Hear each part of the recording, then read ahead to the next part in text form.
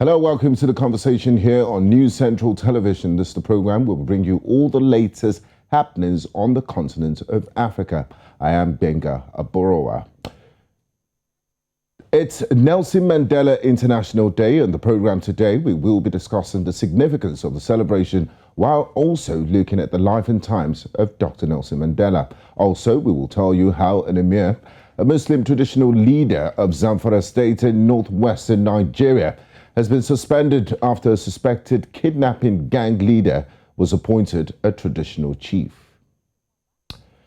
The United Nations officially designated Nelson Mandela International Day, or Mandela Day, in November 2009. Every year on July the 18th, Mandela Day is celebrated on the birth anniversary of the former president of the Republic of South Africa.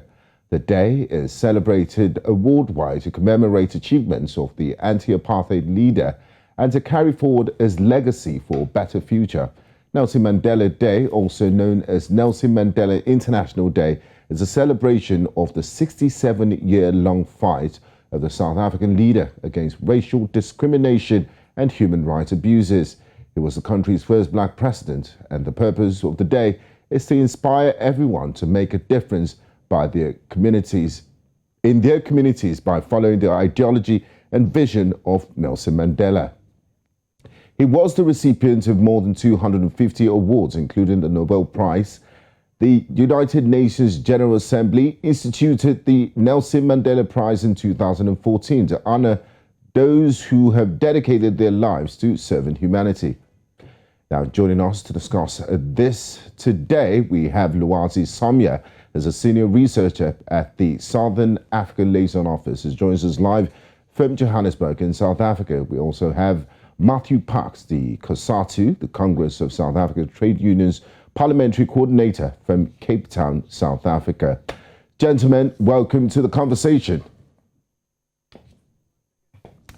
So I'd like to start with you, Matthew. Can you tell us about the significance of the day as we mark the International Nelson Mandela Day? Good. At a face level, it's about celebrating Madiba's birthday, but I think also for South Africans is remembering a giant statesman, not only for South Africa, not only for the continent, but in fact the entire world. I think we can all recall what Madiba symbolized to people when he was in prison for 27 years. When times were really dark in South Africa, Madiba symbolized a hope for a better life. I think it's also about kind of recalling and appreciating that generation of leadership, not just Madiba, but many of his colleagues from the ANC, from other political parties, who really helped ensure South Africa moved from a very violent, a brutal apartheid state to a vibrant, constitutional, non-racial democracy. I think we also appreciate, Madiba had many good examples when he became president. He served for one term of office. Even that he was reluctantly had to be convinced. Even though he was entitled to serve a second term and could have easily have done so if he wanted to, he declined to do so. I think deliberately out of sensitivity for the continent's track record. We have many leaders who don't know when it's time to leave, who want to be leaders for life, and so forth. I think it was also about a person who symbolized a vision for non-racialism, for caring a better life in South Africa, for the continent. I think a person who symbolized democracy.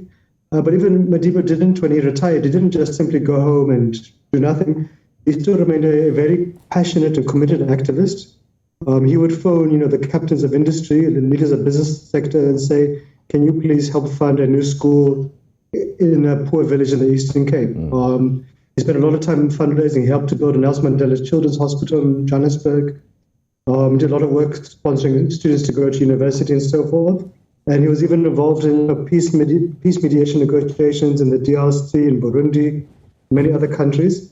So I think for South Africans, as we kind of grapple for some of the difficulties we've had in the past decade of corruption, state capture, is remembering the kind of leadership South Africa can produce and should produce again. I think kind of trying to reassert the proper values that Madiba had. And so maybe lastly is that we had this tradition in South Africa now to celebrate Madiba's day, his birthday, by encouraging people to go out into the communities, to do community work, whether it's painting schools, cleaning hospitals, cleaning parks, etc. So I think it's a useful day. And I think it's a useful kind of point for South Africa to try to reconnect to its traditional values and so forth. Yeah, thanks. Thank you, Matthew. I'd like to bring in Luazi in Johannesburg. Now, Luke, in light of the current socio-political happenings in the Republic of South Africa today and the challenges, if Nelson Mandela were to be alive today, will he be proud of where the country is as we speak today? Well, it's very difficult to determine what Madiba would say in any given time, because Madiba was a thinker about social issues. So we can take from his history and what he has done historically. So when it was unpopular to call out Samia Abacha, Nelson Mandela did so. When it was unpopular to call out human rights abuses in Zimbabwe, Nelson Mandela did so. When it was unpopular to support the Palestinian Liberation Organization, Nelson Mandela did so, even at the pressure of the USA. And he did so in a live TV interview in front of a US audience. And when there was situation around the ARVs within South Africa during the HIV and AIDS pandemic, Nelson Mandela spoke up even against his own political party. So when you look at his historic record as a person, not only who goes against the curve and consistently speaks out throughout every single period of his life, one understands that Nelson Mandela is a person who would speak up in situations of injustice. So we find situations where in South Africa, the socioeconomic conditions are very dire, impacting the youth in this majority. And last month we had Youth Month with a youth unemployment rate of well above 50%. So there is currently a ticking time bomb concerning the current situation within South Africa. However, Nelson Mandela will be a champion of how do we find the best way forward in order for us to deal with our issues. We must also remember the person that Nelson Mandela was a forward thinker. So even when they went into the armed struggle, there was an ultimate purpose to the ends of what he was doing. So he will convene people together and have them deliberate the socio-economic conditions within South Africa. And he's a type of person, he was a type of person of dialogue. And part and parcel of dialogue is ensuring that people have their voices heard. And that's what Madiba did. He was the megaphone for those who are often marginalized within the society. And was often the revolutionary was willing to pick up arms even when the repressive system of apartheid continue to meet our Black people with violence. So Nelson Mandela was not only just the kumbaya, how corporates would like to imagine him as a kumbaya statesman, but Nelson Mandela was a revolutionary who was willing to fight for what is just and what is right. Thank you, Luazi. Now, Matthew, the theme for this year's International Nelson Mandela Day, adopted by the entire world, is do what you can with what you have where you are. A World Bank report earlier this year released on reports on South Africa ranked South Africa as the most unequal country in the world. Why is it that several decades after apartheid, South Africa is still much of an unequal society? Yes, no, I mean, to be honest, it is a useful reminder by the World Bank. It was not a surprise. It's something which we all know, but I think something we've all become a little bit complacent about. We saw the violence in KwaZulu-Natal and Gauteng last year, how fragile society's social fabric is when you have the outbreak of violence. And, that's going to continue to happen. We're going to continue to have these little violent episodes, or if we don't begin to fundamentally address the inequality, the poverty, the hunger that's out there. I think for us, what needs to be done is about, and it's also the role of what the private sector can do, what government should be doing, or what individuals should be doing. We have to do with unemployment. We have an unemployment rate of 45%. If we can reduce that, that's the major tool which we can use to reduce inequality and poverty levels. We need to deal with the issues of corruption in the state, because that really has a huge impact upon the fiscus. It bleeds the state of badly needed resources, which are meant to be going towards the social wage, the measures that government has, like free education at schools or universities, public housing, subsidized public transport, the social security net, unemployment benefits, and so forth, which help to reduce inequality indexes. And we had made very good inroads there under Madiba's administration, under the Thabo Mbeki administrations, but those have begun to be frayed because we've had a decade of really unprecedented levels of corruption, mismanagement, and poor governance. I think for us it's about addressing that, but also those are things that government must do, but the private sector also needs to do some serious introspection too. We recently had a mine workers strike for about a month or 2 months rather, in one of our large mines, where the mine workers are asking for an additional 150 Rand a month, which is what they have been offered by the employer. 150 Rand is about, what, $10 a month, US dollars. Yes. And it took about 2 months and a mine workers strike and government intervention to get the mining company to agree.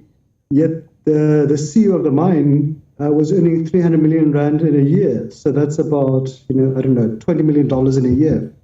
So we have to begin to address those kind of wage inequality gaps we have. We're not saying everybody must earn the level of the CEO. Clearly that wouldn't happen. But we can afford to pay people a living wage so they can feed their families, they can take care of themselves, they can be less dependent upon the state for assistance to survive. It does also mean, Madiba is very passionate about education. He's very, very passionate about it, even after presidency. It's also about what can we do to improve our educational infrastructure of schools, because half of our kids who enter grade 1 don't matriculate. Half the kids who enter grade 12 don't get a university pass. And of course, the many skills we provide are not necessarily the skills the economy needs. So again, it's about addressing those kind of structural blockages to get the economy growing. That's if we want to really address the levels of inequality and poverty. Because the state in itself can only really provide a plaster to it. We need to address the real causes of the illness. Thank you, Matthew. Now, Luwazi, migrants in South Africa are facing an increasing number of attacks, and police are often indifferent to the issue. These are not my words. That's the conclusion of a Human Rights Watch report published a year after the launch of a national plan to tackle xenophobia. Nelson Mandela always said that South Africa belonged to all who live in it. What's needed to ensure equality for all in the Rainbow Nation? So when we look at the spectrum of xenophobia in the country, there are precipitation of settler colonial divide and conquer strategy that is now facilitated through what has happened with sustaining of the borders, the gentrification of Black people into townships, and the high densification of Black people through migrant labor system within South Africa. Then subsequently, what has happened now, due to the economic downturn, it has facilitated animosity, and often those who are most marginalized are the most vulnerable. In this instance, the migrants. And we must also understand that situations of regional instability, especially at a political and economic level, such as situations such as in Zimbabwe, where there are push factors in the political elite, are abusing citizens and activists who are calling for free and fair democratic elections. Those situations create push factors that drive people into South Africa. And part and parcel of that is how do we now deal with that? So we have government ministers who have been spewing xenophobic utterances and cancellation of the Zimbabwe exemption permit. But fundamentally, the situation at hand is a system of inequality, unemployment, and poverty. The COVID-19 pandemic itself has not assisted in any form of recovery of the South African economy, not only forgetting what Matthew Parks has mentioned earlier on around issues around corruption, financial mismanagement, lack of service delivery at a local level, and issues around the crisis in education and infrastructure also play a role. We've also seen that it's not that the government itself does not care, but the rotten system is so indented within government systems and operations that even when you're trying to reform the system itself, it proves to be difficult.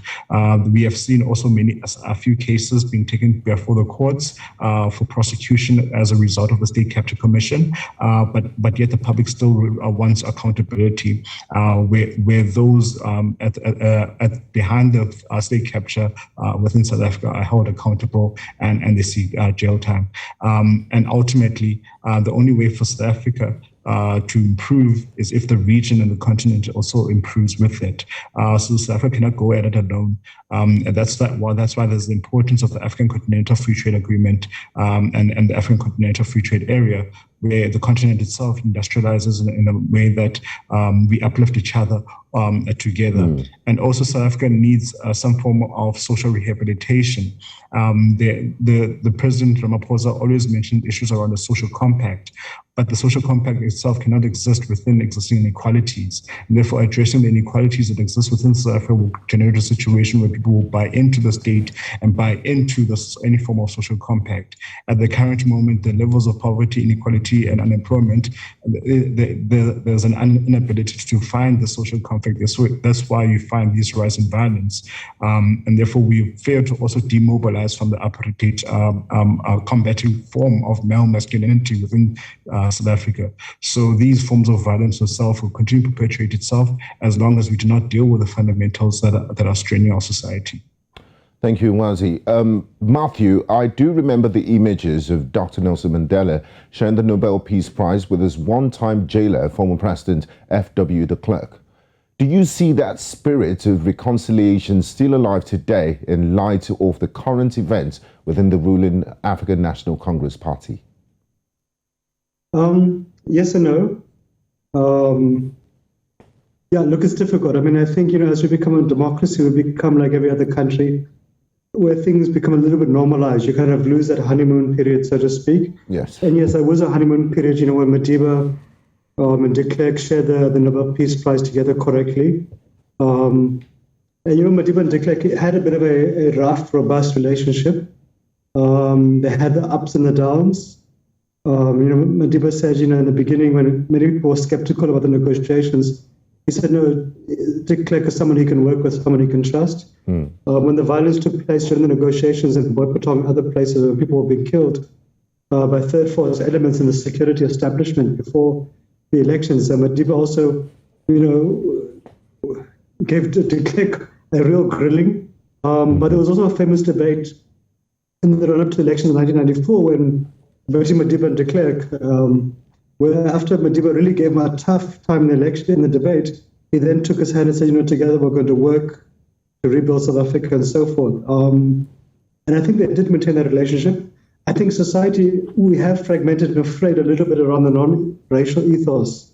So yes, in many ways, we made huge progress. You think about South Africa in the 1980s, where Black people were treated a little better than slaves, had to live in separate communities, go to separate schools, sit on separate buses, etc. Today, South Africa is a non-racial democracy. You can see it in many aspects of life. You can see it in the soccer teams, the rugby teams, etc., the social parts. But when it comes to the housing issues, it then frays, because you will find in a township it will remain Black. White people will not move to a township because it's part of that inequality that we discussed earlier as a result of that. No, exactly. Because white people are better off largely. There are poor elements of the white community, but largely they're better off. So you'll find the Black middle class can move into white areas. It's not vice versa. Unemployment will be an overwhelmingly African or colored issue. Gender-based violence will be a bigger problem in townships where African people live. So all the many socioeconomic indicators will be much more stark for African or colored communities. So it really is a difficult thing. I don't know. I don't think you'll ever de-racialize a township. But I think that the real solution, to be honest with you, is you must create jobs. People who are employed can take care of themselves. They can build upon themselves. Their children can improve their parents' lives, etc. I think that, for me, is a fundamental. That's a sustainable foundation for a non-racial society. Create jobs and reduce corruption to the barest minimum. That brings me to this question, Nwazi.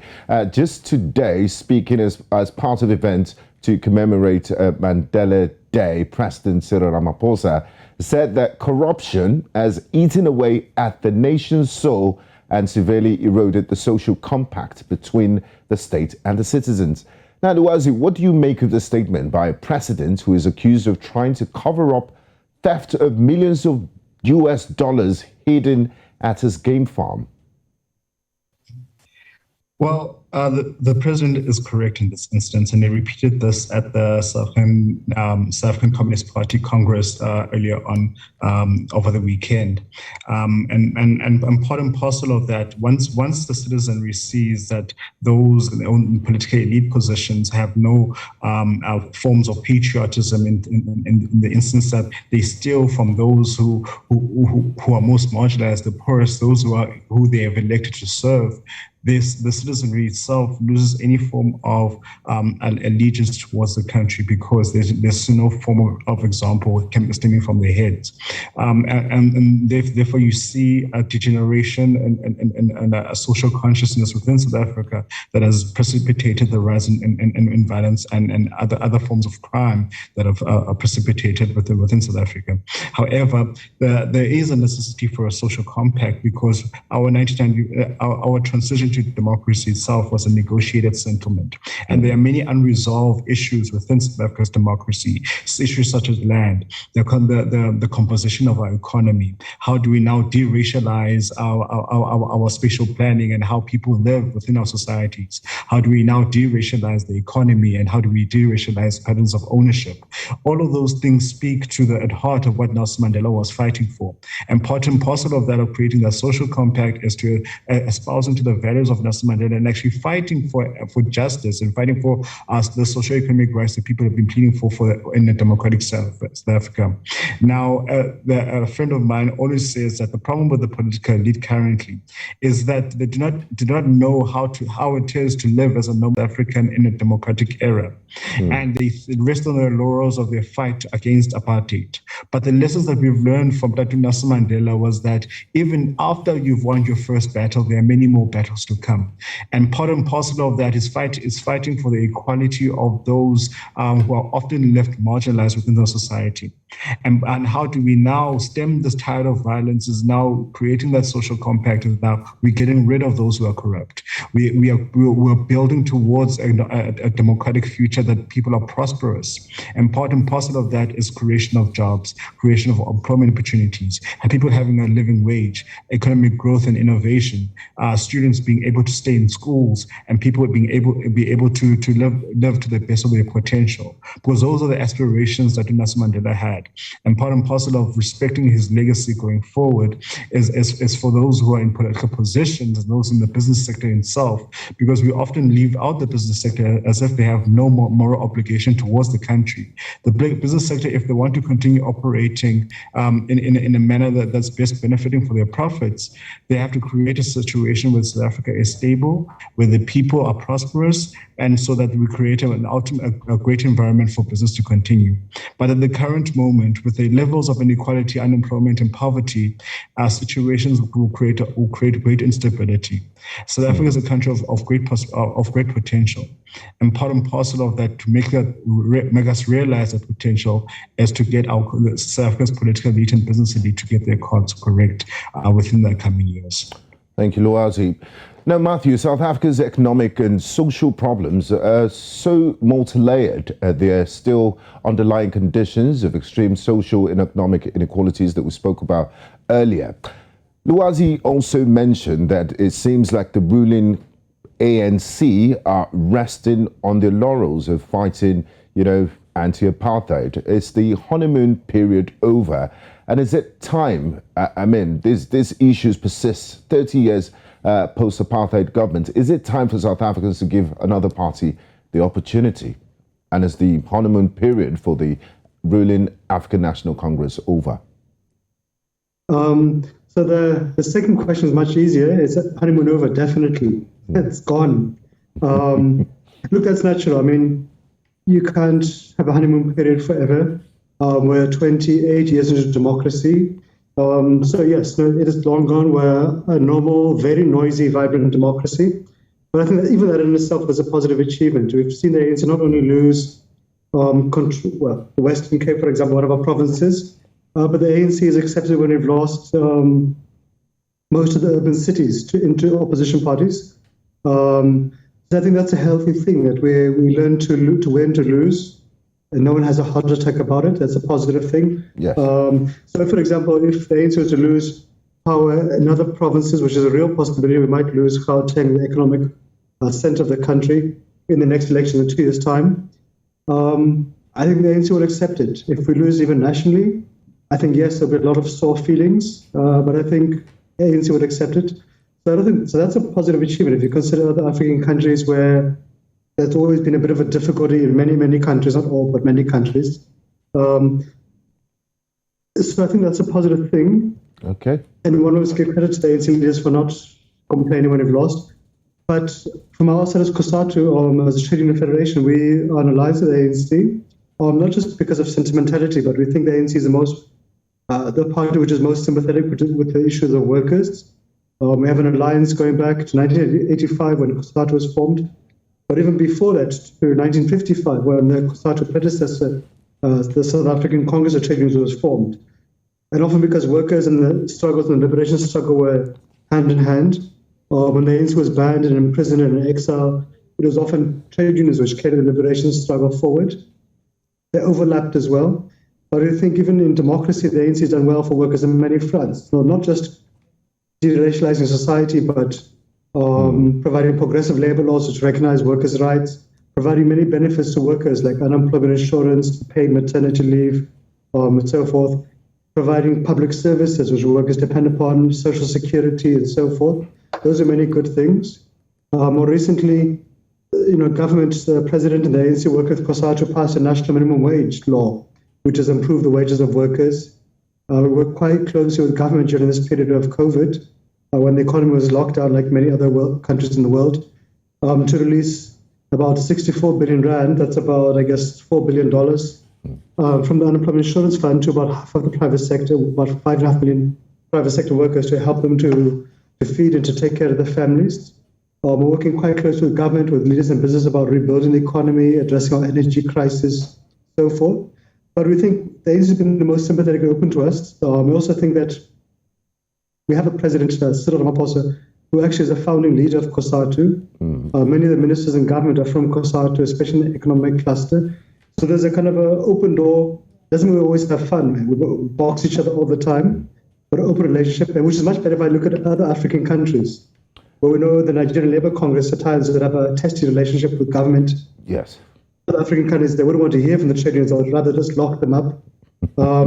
Maybe last, if I say that, I look at the other political parties. Some of them are anti-trade unions on the right spectrum of ideology. Some are ambivalent. So for us, it's about this is the better horse. It has issues, but let's work with it to fix society's challenges. Okay. So it's nice to know that there are positives to be looked at, looking at South Africa's journey post-apartheid. Now, Luwazi, President Ramaphosa today said Nelson Mandela Day is an opportunity to remember that these problems, like so many we've faced before, are not insurmountable and can be overcome. South Africa is currently going through a myriad of problems, from gun violence to load shedding and huge youth unemployment. Are you satisfied with the government's response to these challenges? Matthew just reeled out some of the policies and steps the government is taking to address this.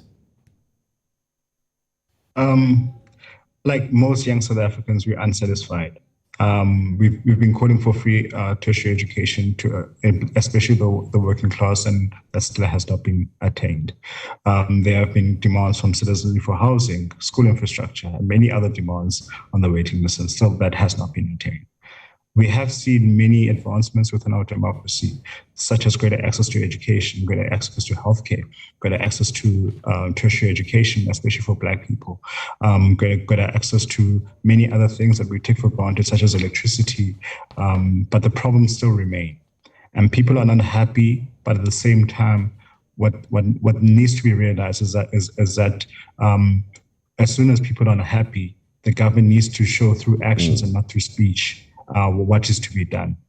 And fundamentally, even though we may seem despondent at the current time, even if the ANC is not in government or if the ANC is in government, there is a sense of the country can be rebuilt, the country can live up to its expectations, the young people can live up to their full potential, because everyone is invested in this project of South Africa.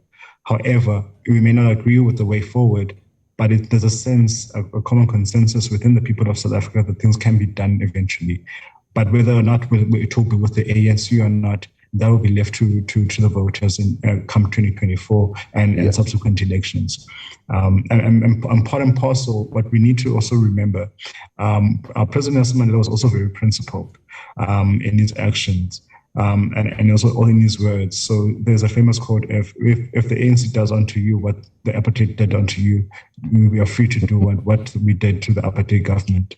So it's all these contradictions and also these enlightening words that Nelson Mandela had the foreground to envision within a contemporary South Africa.